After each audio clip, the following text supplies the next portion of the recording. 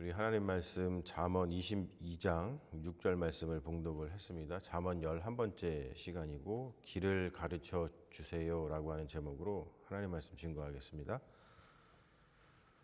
오늘 우리는 자녀 교육 시대를 살고 있습니다. 자녀 교육에 엄청 신경을 많이 쓰죠. 모든 사람들이 그렇습니다. 아이들은 스마트폰을 들고 태어나는 시대이고, 그리고 AI에게 질문을 하고, 그리고 유튜브를 통해서 세상을 배우는 그런 시대이죠. 이렇게 이제 지식이 넘쳐나는 시대인데 정작 길을 아는 아이들이 드뭅니다. 정보는 굉장히 많은데 이게 방향이 없잖아요. 그래서 주저앉아서 어떻게 살아야 할지, 어떤 길을 걸어야 할지 이렇게 막막해하는 젊은이들이 많은 시대입니다. 오늘 말씀 보면 잠언이 이런 말 하잖아요. 마땅히 행할 길을 가르치라. 마땅히 행할 길을 아이에게 가르치라. 그리하면 늙어서도 그것을 떠나지 아니하리라. 이런 말씀을 합니다. 여기서 이제 마땅한 길이라고 하는 것은 단순히 공부를 잘하는 길, 이런 것이 아니고, 또 지식을 많이 아는 것, 이런 것보다도 삶을 바르게 걷는 길, 곧 이 잠언이라든지 또 계속 이 지혜문헌에서 이야기하고 있는 그 지혜의 길을 이야기하는 것이죠. 이 길을 찾아주는 것, 그리고 또 이 길을 세워주는 것, 또 이 길을 보여주는 것, 그 길에 대해서 좀 이야기를 하는 것, 그 길을 보여주는 것, 세워주는 것이 부모와 우리 교회의 사명입니다. 어차피 부모는 자녀들에게 지식을 가르쳐주지 못합니다.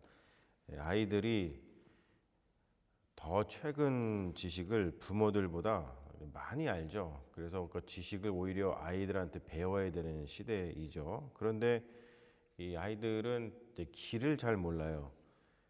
그래서 부모가 길을 가르쳐 줘야 합니다. 그러니까 부모가 자식 교육에 실패하는 이유는 자녀들에게 자꾸 이제 지식을 가르쳐 주려고 하기 때문이죠.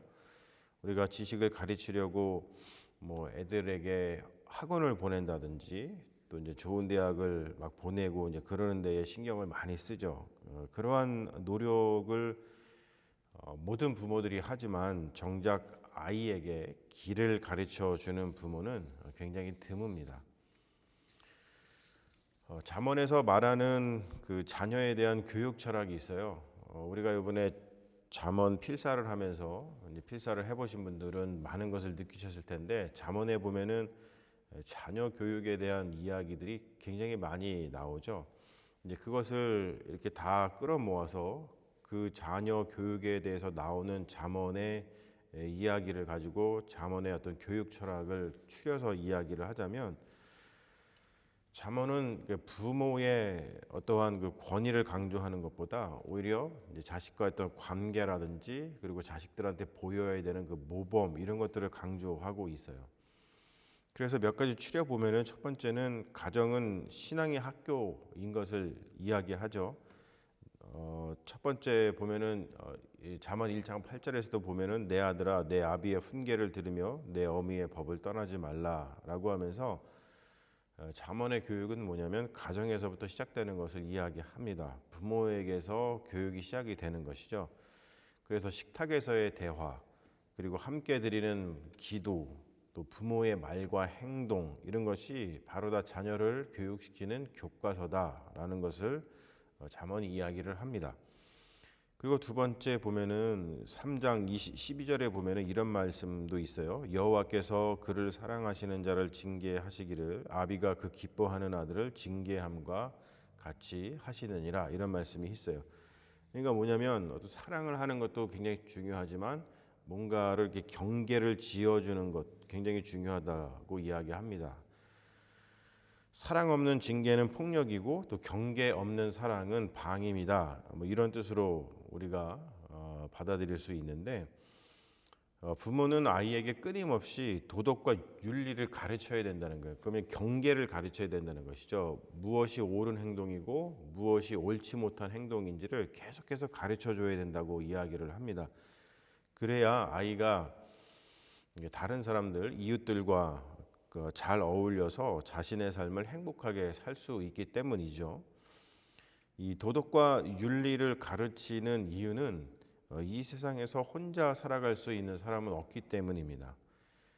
도덕과 윤리의 핵심은 뭐냐면 상대방을 존중하는 그 마음, 그것을 내면화시키는 것이죠. 그것이 내면화되지 않으면은 상대방에 대해서 이게 협업하기도 어렵고 잘 지내기도 어렵고 상대방을 존중해서 나의 삶 자체를 이게 좋은 삶으로 만들기가 어렵죠. 그래서 도덕과 윤리의 핵심은 사실은 다른 사람을 존중하는 거지만 결국에는 나 자신의 삶을 사랑하는 그 삶의 길이입니다.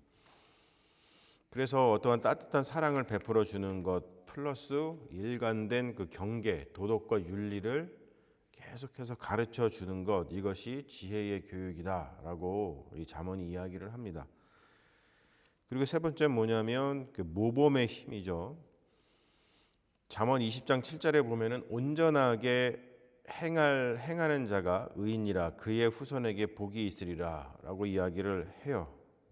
뭐냐면 부모의 말보다 부모의 어떤 삶의 습관이 자녀를 가르친다는 거예요. 어떤 우리의 소비 습관이라든지 또 우리의 말투, 부모들의 말투라든지 또 부모들이 어떤 뭐 요즘 미디어를 많이 사용하는데 그러니까 미디어를 사용하는 방법이라든지 뭐 어떠한 그 태도라든지 그런 것들을 보면은 그 모든 것이 이제 교육이라는 거죠. AI를 통해서 온갖 지식을 배울 수 있어요. 요즘 시대는 내가 원하는 거, 내가 궁금한 것은 그냥 바로 앉아서 스마트폰으로다가 AI를 통해서 다 검색을 할 수가 있죠. 그런데 아무리 AI가 발달해서 모든 세상의 지식을 옛날보다 정말 너무나 쉽게 어렵지 않게 우리가 배울 수 있지만 가치와 의미를 배우기는 굉장히 힘듭니다. 그러니까 무엇이 가치 있는 일인가? 그리고 무엇이 의미 있는 일인가 이런 것들은 부모가 가르쳐줘야 하는 그 영역입니다. 그래서 아무리 테크놀로지가 발달을 해서 우리가 온갖 지식을 아주 쉽게 습득한다 할지라도 부모의 역할은 오히려 보면은 더 중요한 시대가 되지 않았느냐 이런 생각을 지울 수가 없죠. 자, 그리고 교육의 목표는 뭐냐면 이 잠언에서 이야기하는 그 자녀 교육 철학의 교육의 목표, 이 중요하죠. 여호와를 경외하는 거라고 합니다. 여호와를 경외하는 것이 지식의 근본이다, 지혜의 근본이다. 이 말을 하고서 잠언이 시작되잖아요. 우리가 성취하는 것보다도 뭔가 하나님을 경외하는 것, 그리고 성공하는 것보다도 우리의 어떤 인격, 우리 마음가짐, 그것들을 정말로 중요하게 생각하는데 결국 우리가 교육의 목표, 교육 철학이 뭐냐면 하나님과 가까이 지내는 삶을 아이들에게 가르치는 것이 이 교육의 목표라는 거예요. 하나님을 알아야 삶의 질서가 생기죠. 삶의 질서, 여러분 생각해 보세요. 질서라는 건 굉장히 중요합니다. 우리가 인생을 살아가다 보면 질서가 흐트러지게 되어 있어요. 우리 인간은 반드시 그렇습니다. 우리가 어제의 하루만 지나더라도 우리 질서가 흐트러져요. 이런 거랑 똑같죠. 자동차를 오래 타다 보면은 나사가 풀리고 뭔가 고장이 나고 그렇죠. 정비를 받아야 돼요. 그래야지 안전하게 운행을 할 수가 있죠. 그런 것처럼 삶의 질서가 생긴다는 것은 하나님으로부터 나오는 건데 바로 그것이 구원입니다. 하나님이 길이죠. 하나님을 모르는 것 그리고 하나님을 경외하지 못하는 것 자체가 길에서 벗어났다고 하는 뜻이에요. 그러니까 하나님하고 잘 지내지 못하는 것 자체가 길에서 벗어났다고 하는 증거가 되는 거죠. 그래서 우리가 길 가는 사람들은 모두 자기보다 큰 존재를 경외하는 마음을 가지고 살아요. 인간은 모든 면에서 한계에 직면할 수밖에 없어요. 여러분 이거는 인생을 조금 더 사신 분들이 더 잘 아는 사실이죠. 인간은 살다 보면 모든 면에서 한계에 직면할 수밖에 없는데 우리 인간이 살아가다 보면 한계에 직면을 하면은 그때 오는 좌절감, 그때 오는 허무 이런 것들을 이길 힘이 없습니다. 이런 것을 이길 수 있게 해주는 것은 오직 길 자체이신 하나님밖에 없다는 거예요. 그래서 우리 부모가 이 자녀들에게 길이 되어줄 수가 없고 부모는 어느 순간 자녀의 삶에서 사라지죠. 부모는 이 자녀와 끝까지 동행을 할 수가 없어요. 자녀 곁에서 끝까지 붙들어줄 분은 하나님밖에 없다는 것을 다시 한번 생각하면서 우리 교육의 목표는 하나님과 잘 지내는 삶을 이렇게 조성해 주는 것, 그것이 가장 중요한 교육의 목표라는 겁니다. 지금 우리가 살고 있는 시대는 예전에 저희들이 자라던 시대와 굉장히 다른데, 특별히 이제 테크놀로지 발달을 해서 AI가 발달되다 보니까 어떤 문명 전환의 시대를 맞고 있죠. 이런 시대의 자녀 교육은 어때야 되는가에 대해서 많은 교육자들이 이렇게 이야기를 합니다. AI가 모든 정보를 가르쳐주는 시대에 부모가 어떤 지식의 전달자가 아니라 더 이상 지식의 전달자는 될 수가 없어요. 부모의 지식은 이미 옛날 겁니다. 그래서 부모가 가르쳐주는 지식을 전달받아서 살아갈 수 없는 시대예요. 지식의 전달자가 아니라 공간의 설계자가 되어야 된다 이야기를 합니다. 굉장히 중요한 말이에요. 뭐냐면은 간섭보다 신뢰가 중요하다는 거죠. 지금의 아이들은 부모보다 문명에 더 익숙한 시대입니다. 그러므로 우리가 해야 할 일은 뭐냐면, 이 부모 세대가 해야 될 일은 뭐냐면 가르치는 것이 아니라 공간을 자꾸 열어주는 거예요. 아이들이 스스로 배우고 또 실수하면서도 다시 일어설 수 있도록 계속해서 신뢰를 보여주는 것이죠. 나 너 트러스트 한다. 너 잘 할 수 있을 거야. 이렇게 얘기하면서 신뢰의 그 공간을 열어주는 것, 그것이 잠언이 말하는 마땅히 행할 길의 시작이라고 하는 겁니다. 또 한 가지는 뭐냐면은 지금 이 문명 전환의 시대, 이 AI의 시대에 해야 될 것이 뭐냐면 이 교육학자들이 이야기하기를, 특별히 이제 마이클 샌델 같은 경우는 우리가 지난번에도 살펴봤습니다만 정의를 뭐라고, 저스티스를 뭐라고 이야기하냐면 공동선을 향한 대화라고 이야기를 했어요. 뭐냐면 무엇이 옳고 무엇이 그른지 주입하는 게 아니에요. 야, 이런 거는 옳은 거야, 이런 거는 나쁜 거야, 이런 거를 막 주입시키는 것이 아니라 함께 우리가 무엇을 사랑하고 함께 어떻게 살아가야 할지 대화하는 일, 그것이 교육이라고 이야기를 합니다. 그리고 캐럴 드웩이라고 하는 분이 이 성장 마인드셋이라고 하는 책에서 이런 이야기 하죠. 실패를 두려워하지 않고 배우는 자세, 이것이 진정한 교육이다, 이런 이야기를 합니다. 그리고 다른 교육자인 라이언 그리고 데스라고 하는 분은 뭐라고 이야기를 하냐면 인간의 세 가지 기본 욕구를 말했는데, 그 세 가지 기본 욕구가 뭐냐면 인간은 자율성을 갖기를 원하고 또 관계성을 갖기를 원하고 그리고 유능감을 갖기를 원한다 그래요. 이 말은 뭐냐면 아이가 자율적으로 내가 뭔가를 선택하고 자기 주도적으로 뭔가를 선택하는 거죠. 예전에는 그렇지 않았잖아요.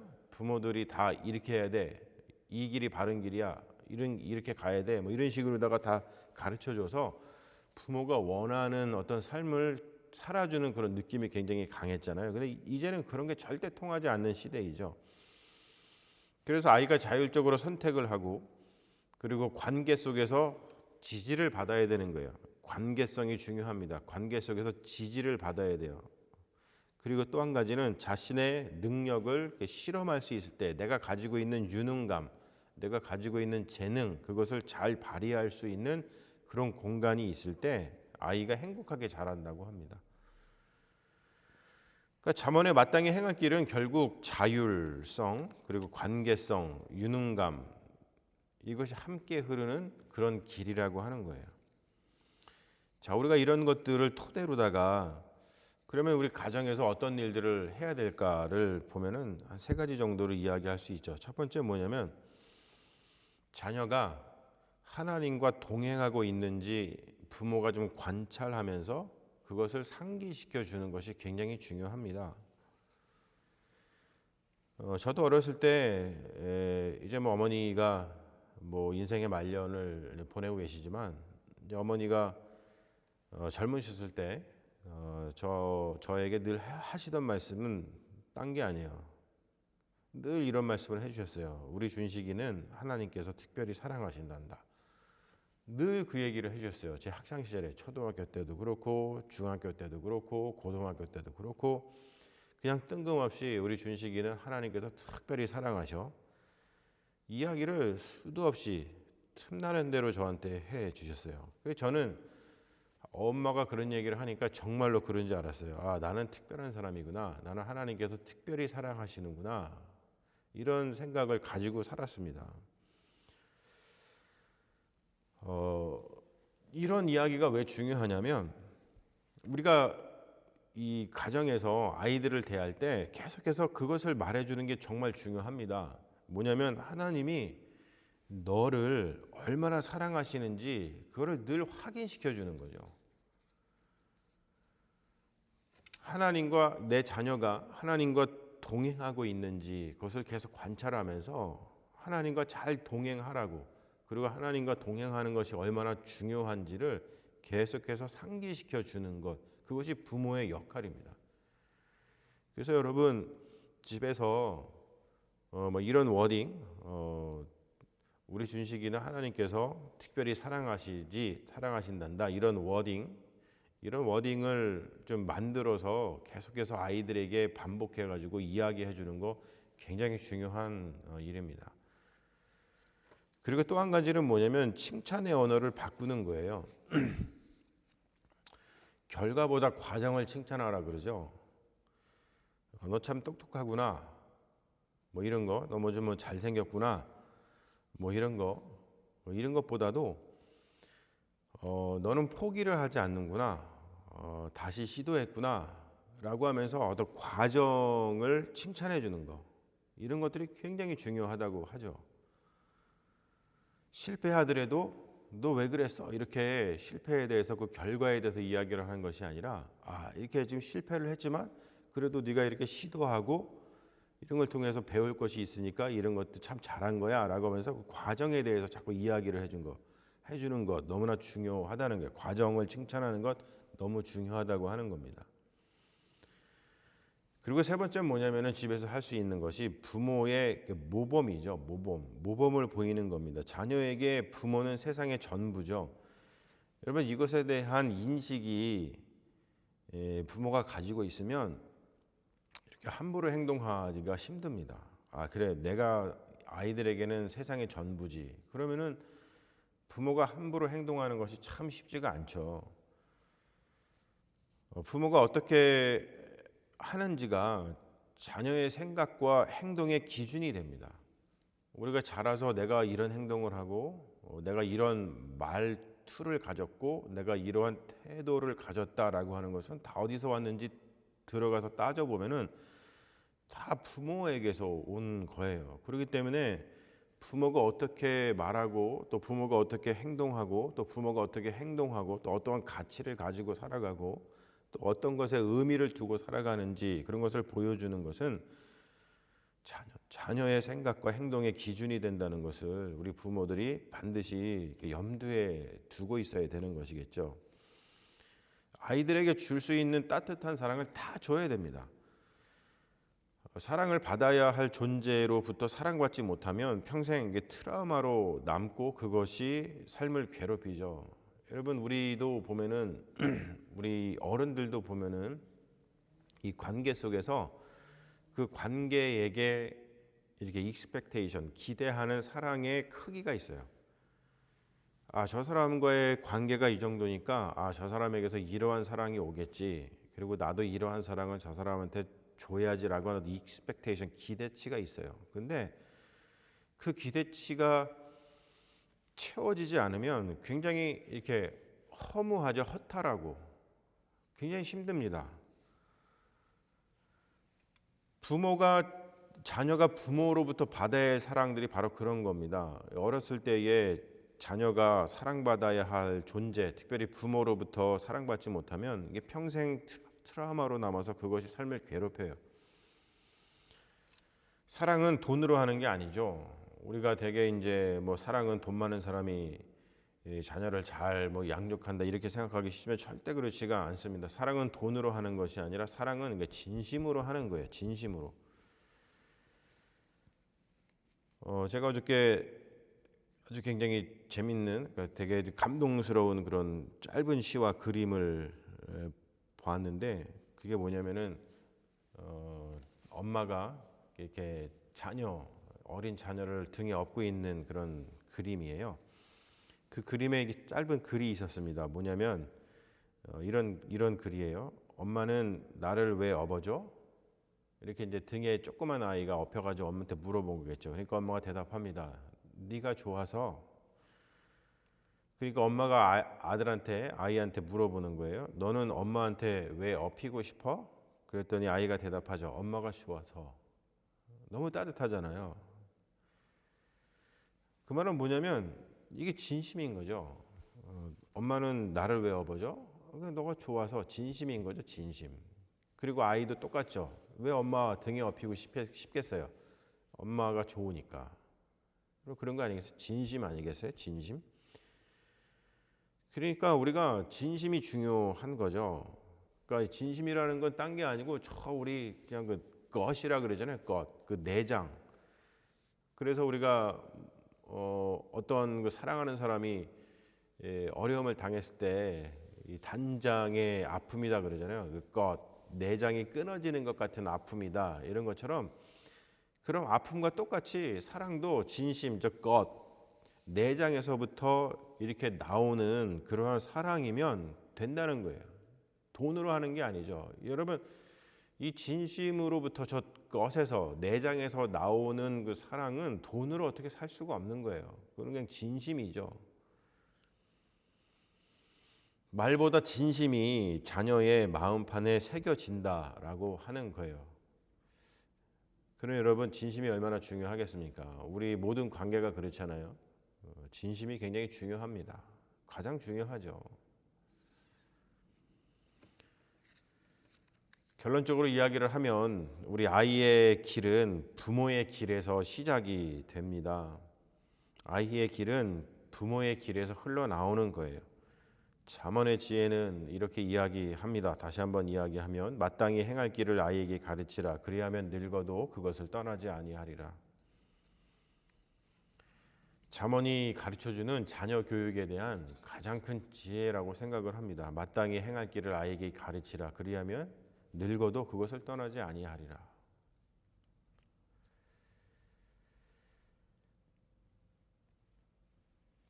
우리는 길을 세우는 중입니다.